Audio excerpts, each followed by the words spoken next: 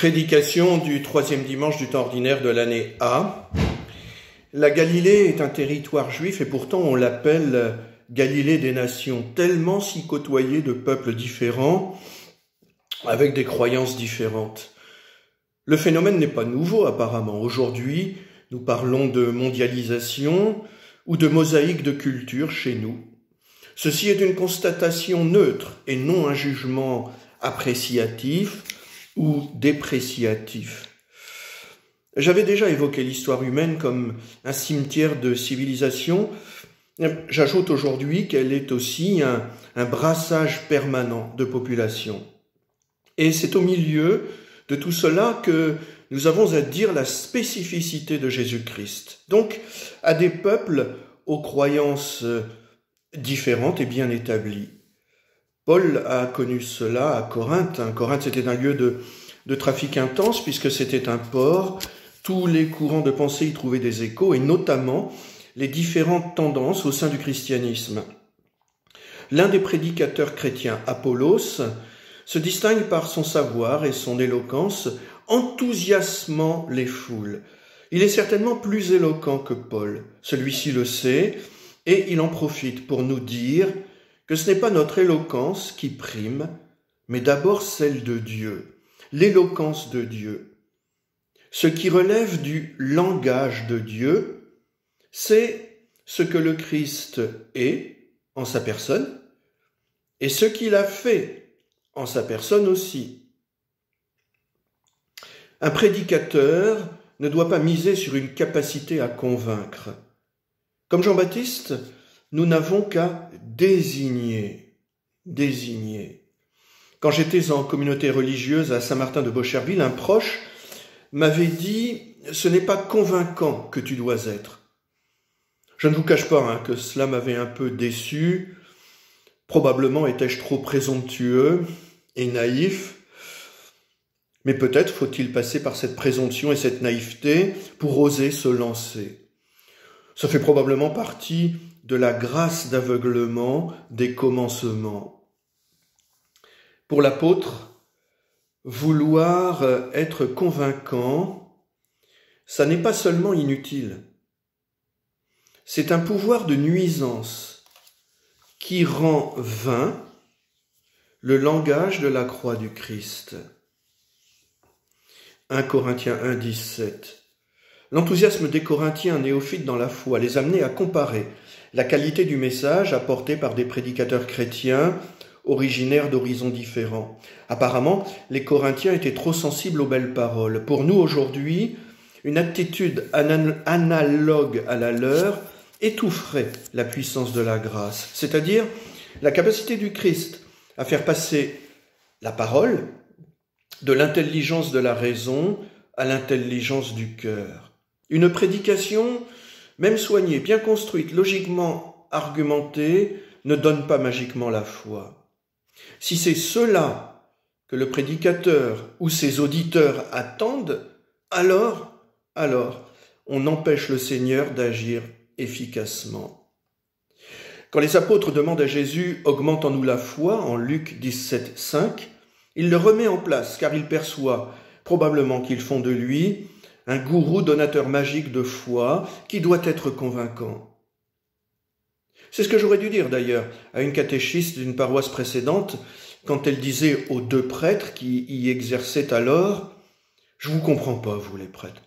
Faites quelque chose pour leur donner la foi aux enfants du caté. » C'est probablement la même réponse que celle de Jésus ou de Paul que j'aurais dû donner à cette catéchiste. Je le dis à nouveau, il faut que ce soit le langage de Dieu. Par exemple, lors d'une préparation au baptême, le langage de la croix est typique de cela. Ici, à Luneray, dans la communauté catholique, la préparation au baptême commence au calvaire qui est situé sur le parvis sud de l'église. Bien sûr, là, on n'attend pas passivement que l'Esprit Saint descende sur nous comme une colombe. Il faut bien dire quelque chose sur l'événement qui est le cœur même de la rédemption. Et personnellement, je décris ce que j'appelle le mécanisme intérieur de la rédemption. grâce auquel le Christ a détruit la mort. Il faut bien que nos interlocuteurs comprennent pourquoi des croyants en la résurrection mettent encore la croix en valeur.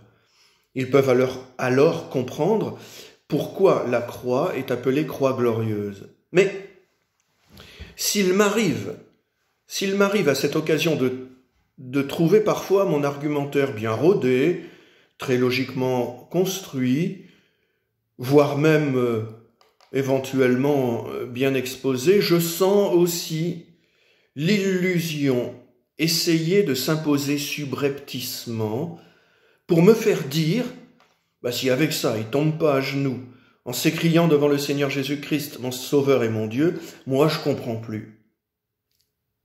Vous voyez, cette tentation-là essaye de s'immiscer subrepticement si je ne suis pas trop mécontent de mon exposé face au calvaire lors d'une préparation au baptême. Eh ben non, ça marche pas comme ça. Ça marche pas comme ça. Alors que faire? Ne rien dire? Non, c'est pas ça. Dire, il faut le faire, je viens de l'exprimer. Se retirer intérieurement derrière l'œuvre de Dieu. Porter cela dans la prière, bien sûr, mais surtout se retirer derrière l'œuvre de Dieu. Le Christ a une attitude qui me vient de plus en plus à l'esprit. La veille de sa passion, il adresse sa prière à Dieu son Père, cette prière qu'on appelle prière sacerdotale en Jean chapitre 17. En Jean 17,12, il dit « J'ai veillé sur eux et aucun ne s'est perdu, sauf celui qui s'en va à sa perte, de sorte que l'écriture soit accomplie. » Jean chapitre 17, verset 12. Eh bien, je m'inspire de cette parole, en la modifiant toutefois quelque peu. Je dis au Christ intérieurement, et c'est cela que j'appelle se retirer derrière l'œuvre de Dieu, eh bien je dis au Christ, j'ai veillé sur eux, afin qu'aucun d'entre eux ne se perde.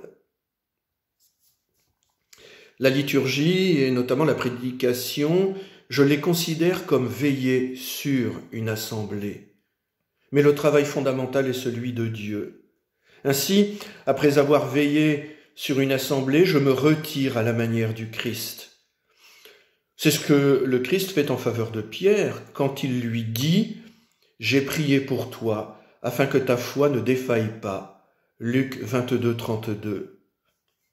D'où l'importance d'utiliser les moments de silence que propose la liturgie. Lors des funérailles, par exemple, avant que soit entonné le chant du dernier adieu, il y a un temps de silence, un temps de recueillement.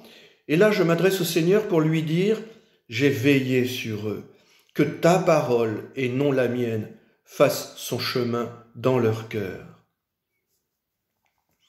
Et comme le dit le psalmiste, « Non pas à nous, Seigneur, non pas à nous, mais à ton nom, donne la gloire, pour ton amour et ta vérité. » C'est au psaume 113b, verset 1, selon certaines Bibles, ou au psaume 115, verset 1, selon d'autres Bibles. Amen.